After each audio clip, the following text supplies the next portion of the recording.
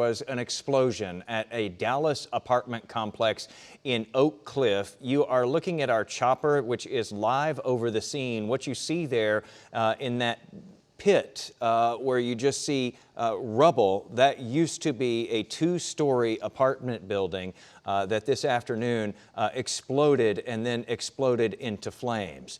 Here is video from just after that explosion. The smoke was visible for miles across Dallas today from all vantage points, people seeing it as they were driving on different freeways.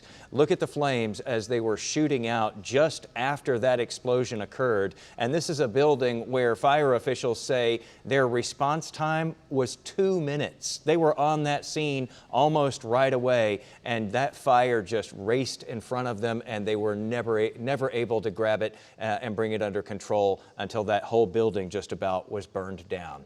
Officials say the fire was caused by an explosion. We're getting reports that construction was being done in that area. In fact, we've been showing you through the day, if you've been watching our coverage, there was a truck that has a drilling platform on the back of it that was right next to where a big part of the building has just disappeared there. The incident is still very active right now. As we've been reporting, a lot of hot spots out there. You can still see some smoke coming up out of the rubble. The primary search, though, we're told, is underway for any potential victims. We know that at least 100 people from Dallas Fire Rescue are there on scene right now, and no doubt they're having to rotate those crews in and out on a very hot afternoon, especially working down in that environment and with that much equipment on. This is happening at an apartment complex, just to give you your bearings, at East 9th Street and Patton Avenue in Oak Cliff, not far away from the Bishop Arts District, if you're familiar with that area. Let's head out first to Richard Solomon this hour. Richard, I know that you've been out there for hours. You've been talking with a lot of people who either lived in that building or lived nearby. We just heard from fire officials and city officials as well. What is the latest that you can bring us? Well, yeah, Jason, first, I mean, your heart's just heavy out here right now, given everything that's happened here this afternoon. Like you said, we just heard from officials. We heard from the mayor, city manager, and fire officials. They tell us they've transported at least 4 people to area hospitals. We're still working to learn how everyone is doing, but they do say the fire is contained. As you can see behind me there, there's a little more smoke. There may be some little flames that they are battling right now, but now is the hard part. Now they are searching, trying to see if anyone is missing. We don't know yet if there have been any deaths from this situation, but your heart surge is absolutely heavy. Dallas fire crews say this started around 12:47. That is when they got the report of the explosion. They were here within minutes, like you said, Jason. I spoke with residents who say about 30 minutes before, at least 30 minutes before that explosion happened, they smelled gas. Now, we do know Atmos crews were out here working. We have reached out to them, but we're still waiting to hear back. Fire crews were out here fighting the fire, battling the flames for hours. We were here as they were putting out the smoke. You could even see the smoke as far away as Dallas North Tollway. We spoke with one woman who saw those flames coming from Fort Worth, but I want to play for you now a little snippet of the interview that we had with officials. Take a listen. The fire is contained, but our members are still working on the scene to do primary searches. We put a drone in the air to canvass the area to see if we have any, if we see any victims or anything around. Once we get more information, we'll let you know. But at this time, there's unknown how many possible fatalities we may have, and also we have 4 people transported to the hospital in unknown conditions at this time.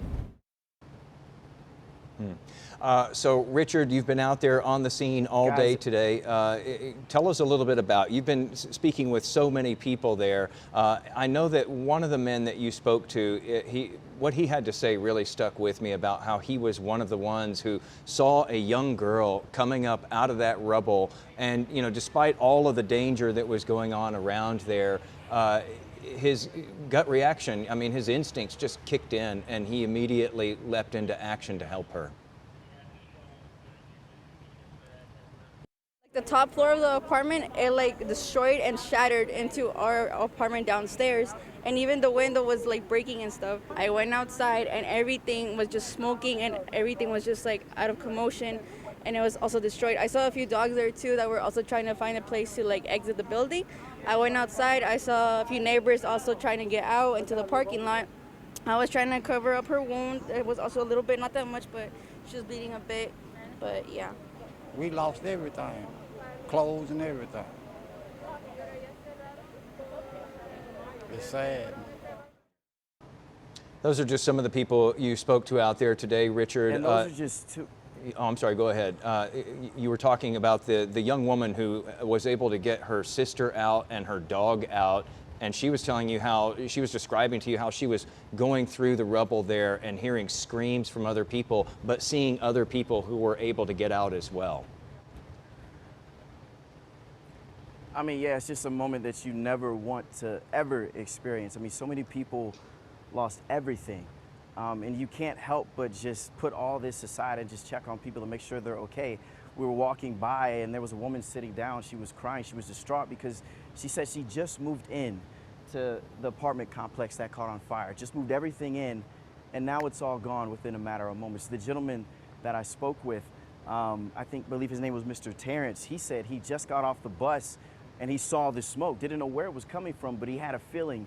He got a phone call from his wife, who my colleague Kevin Reese just spoke with up at that different vantage point. They lost pets, they lost everything. And then there's the young lady who was holding her dog. She told me she had just woken up, and that's when she heard that explosion. She was racing, trying to find her sister, her dog, because nothing else mattered in those moments but the lives in that home. She said she got her sister, she held her close, and then part of the ceiling fell down. Thankfully, they are okay. But again, the big question is, are there people still missing? We do know that crews right now are searching the rubble, just trying to make sure everyone is accounted for. Again, we have not yet been told if there have been any fatalities from this situation, but you can't help but just pray that there are none. We're going to stay out here and work to learn more. We are expecting to learn more information from officials later on this evening, and once we do, we'll of course bring that to you live. For now, in Dallas this evening, I'm Richard Solomon. Back to you in studio. Yeah, Richard, thank you for all of your reporting today. Again, it will be a painstaking process, and Richard, we played a different piece of sound there, but the heroic actions of some of those neighbors today too, going in, especially in saving that teenage girl and helping her get to an ambulance. There was a lot of humanity on display out there today as well. Richard, thank you. Kevin Reese also there at the scene throughout the afternoon today, and Kevin, you've been speaking with so many people as well. You've moved positions from where we saw you earlier in the afternoon. Where are you now? Ascertain from where you are.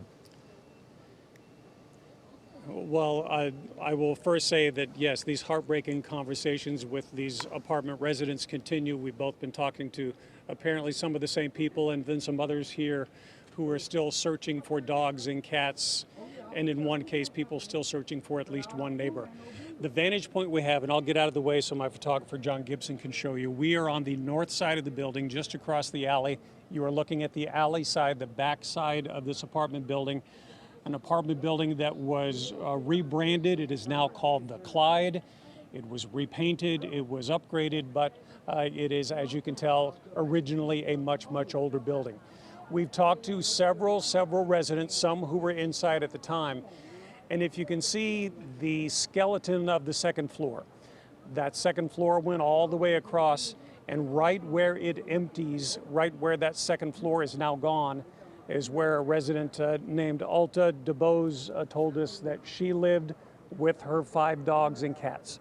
She was not home at the time, but she has seen no evidence, and she told us through tears that those dogs and cats are among those that likely perished in this fire. We can tell you that in terms of active searching of this rubble, we do not see any at this time. Firefighters have been standing back. They've been putting out hot spots where they crop up, and they have had a drone in the air, which is another way for them both to look for hot spots and to look for survivors and or victims. That is part of the process right now, as they try to make sure this is completely out and that it is completely safe for fire and search crews to go through. We've also talked to residents in the more modern building on the left side of your screen, the white and kind of teal looking building. They told us how the windows blew out in this explosion when they were home. You can see that, all of the windows on this side blown out in that building, which would put it on the east side. We've been talking, as I said, to multiple residents, multiple witnesses, and we can listen to one of them right now. I was really just in bed. I had to clock into work at 3 o'clock, so I'm just waiting for time to pass so I can get up, get ready. I'm just literally in the bed, and all of a sudden you just hear a loud boom. That boom happens, and then my windows they're on the other side of the apartment. It blew out the windows of your apartment. It did. It blew out the windows of my apartment. So you're in that building we were looking at to the east side, to the left of where the fire is right now. Yes. What did you do then? What did it feel like? Could you feel this explosion? Yes, it was actually crazy. My body is vibrating right now as we speak still, but I was so scared. I literally jumped out of my bed. I really actually just peeped out of the window to see what was going on because it scared me. I started crying and everything. I had to call into work. I called my mom immediately. I was just shaking, like terribly shaking. I was so scared for the people next door. I was scared for us. I didn't know what I was gonna do. It was just terrible, terrible experience. Terrible experience for dozens and dozens of people out here right now. That was one of the very first people that we talked to, one of the people who live in that apartment next door, the one with all of the windows blown out. But as you can see from this vantage point behind me, they have not started an active search of the rubble yet. But some of the most emotional sound we've heard so far is from a young lady named Alta DeBose, who said that she is still searching for dogs and cats, and multiple people are doing that right now. Back to you guys. Kevin, thank you so much for the reporting right now and throughout the afternoon. It is heartbreaking, very heavy work. Really appreciate it.